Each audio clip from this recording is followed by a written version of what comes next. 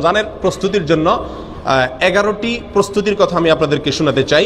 11টি tips দিতে চাই, যে টিপসগুলো আমাদেরকে সহায়তা করবে রমজান মাসকে সুন্দরভাবে কাটানোর জন্য।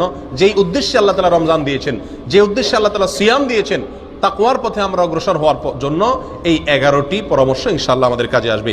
তার ভিতরে প্রথম হলো তওবা এবং ইস্তেগফার করা। কি করা ভাই? তওবা এবং ইস্তেগফার করা।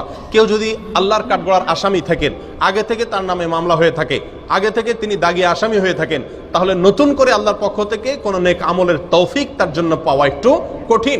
এজন্য আগের যে অপরাধগুলো আছে, রমজান আসছে সেই জন্য আল্লাহর কাছে সেগুলোর জন্য তওবা ইস্তেগফার করে নতুন করে জীবন গড়ার জন্য সংকল্প করতে হবে।